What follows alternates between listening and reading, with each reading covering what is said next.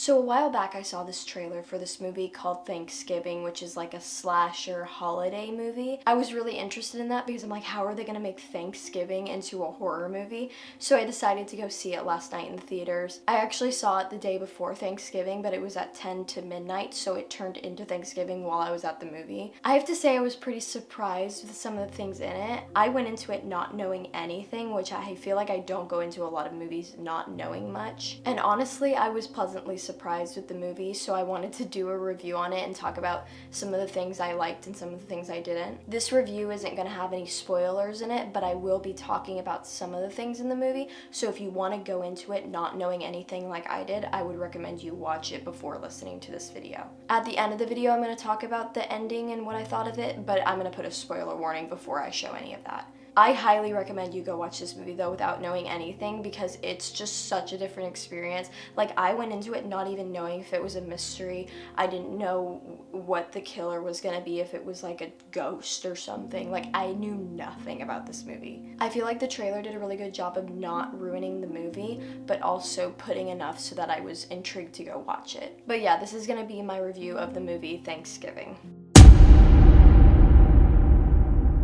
Basically what this movie is about is that there's an incident in a store where some people are killed and someone is upset about that and they come back to get revenge for what happened that day. But like, all the suspects are there, you don't really know what's going on, and this person is killing off people one by one who were associated with that, and everyone's trying to figure out who it is. I'm really a big fan of mystery horror, so I really liked that aspect of it, of trying to figure out who it was. They had a lot of suspects it could have been, and they threw suspicion on a couple of them. I think this movie did a really good job of using the runtime it had, which wasn't very long, and filled it with a bunch of suspenseful scenes. There were all kinds of different chase scenes and suspenseful moments. I jumped a couple times, but I'm a pretty jumpy person, so I don't know if that's saying much. It definitely had some scary and suspenseful moments, but it also had some comedic parts, which I think was a decent balance of how they did it. Overall, I found the plot pretty intriguing and I was in it the whole time. They didn't have a lot of dead time, which is really good with a movie like this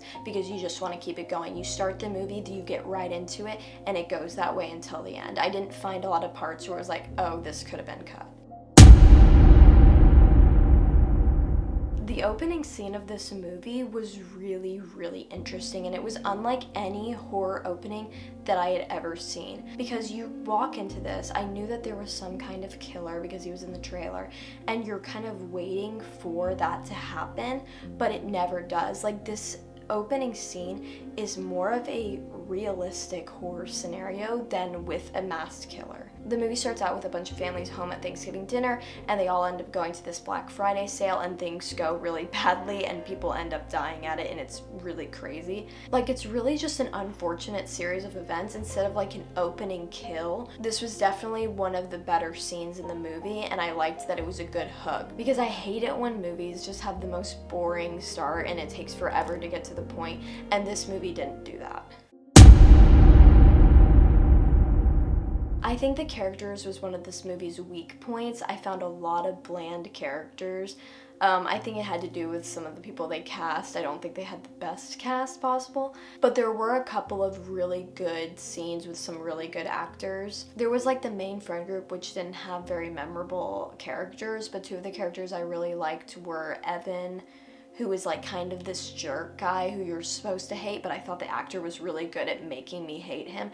And I always remembered him. Like, all of the friends like kind of blended together for me, but him I always remembered. And even though I didn't like his character, I think the character was very memorable, if that makes sense. The other one in the friend group that I was really surprised by was Scuba, who kind of seemed a little bit quiet, but then nearing the end, which I don't want to say exactly what he does in the ending, his character really got better, and I think that actor did a really good job with that part. There's this woman named Kathleen who's the stepmom, and I thought her main scene, was the best scene of the movie. And then there was the sheriff played by Patrick Dempsey, who I thought was gonna be just like a cameo and not in the movie much, but he was decently in the movie. Like, he was in it way more than I thought he was going to be. I think a lot of times when there are cop characters, they can be really boring, and I think he was a really fun cop character to watch. He was really into it. He was trying the whole movie to get to to the places and figure it out, and I really enjoyed that about his character. Those were just a few of the characters in the movie. There were a lot more that just didn't really hit for me.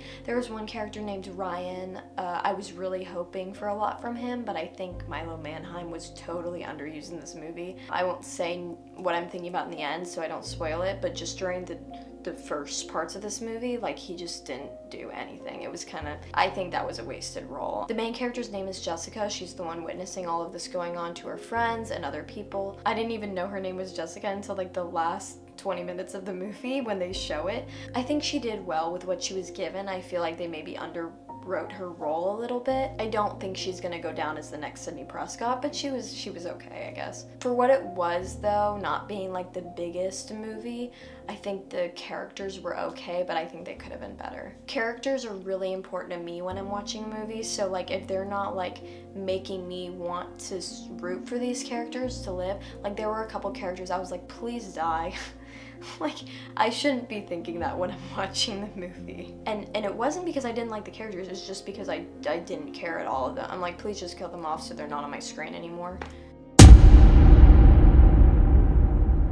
The other part of horror movies that's really important to me is the scariness aspect of the killer, and I think this one was pretty good. I think the idea of this killer was really good, where he was wearing a mask of John Carver, who I didn't even know until they were saying it in the movie. I'd recognize the name, but I didn't know who he was. But I think the costume was alright, and I definitely think he was pretty menacing in some of the scenes. They made some really interesting choices with this killer that I had never really seen before. I also haven't watched a lot of older horror movies. First of all, they made this choice, I won't say what it is, but they made this choice with his character and a cat, and I loved that so much. It was so great. In case you're wondering, this cat was a 10 out of 10 character, but that's not what I'm talking about. What I really found interesting was a lot of this movie, and not to spoil too much, but they went to the perspective of this killer. So right in the top of the movie, after that opening scene, they kind of show us some of his perspective, and throughout the movie we're constantly being put in his perspective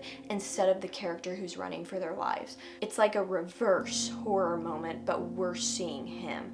And they didn't do this the whole movie, but they did it a lot more than you would think. I'm not saying it's a bad choice, it's just a different choice, and I kind of liked it at times. I think at points they revealed a little too much of his thought process that I didn't want to know, but I think during some of the scenes it worked out to the effectiveness of what they were trying to do. I don't think I've ever seen that much of a killer perspective in another movie that was like a mystery, because he's wearing the mask, but we're seeing him behind the scenes doing a lot of stuff that you wouldn't usually see. I liked the idea that this mask was everywhere because everyone in the town had it because of where they lived, so you didn't really know who it was and you were seeing a bunch of people wearing this mask. It kind of made me think of like Babyface from Happy Death Day, where everyone had that mask so you didn't know who actually was the killer. I think that added a layer of like suspense to it, I guess. Overall, I think he was a good killer. I don't think he's the scariest one I've ever seen, but he definitely had his moments where I was laughing and scared. Here's the thing, I am not a gore lover by any means. Like, I'll be the one closing my eyes at it. I don't know, it's just not my thing. I love horror, I love getting scared, I love the suspense. I don't like gore at all. This was a gory movie. Like, the gore on this was so intense. Like, I've never watched Saw or anything because I don't like gore, but I would say that this is probably on that level of what I would assume if I've seen Saw. I've never in my entire life, and I'll admit that I haven't seen too many, but I've never in my life seen a more gory movie than this. Like, it was crazy. I went to the theater to watch this movie. I've never been in a theater where the gasps were as audible. Like, almost every 10 minutes, the entire theater would gasp in horror because of what we're watching on the screen. I would say if you're not a gore lover, you probably wouldn't like that aspect of the movie, but you can just like close your eyes like I did. I was closing my eyes a lot in this movie just because it was so disgusting. What's even worse is I had Thanksgiving dinner after watching this movie, and this movie definitely ruined a couple items of Thanksgiving dinner for me that I couldn't get out of my head, but it was alright. If you like that kind of stuff and you like Saw, then this is your kind of movie, because it was like frightening what they were doing to these victims in this movie.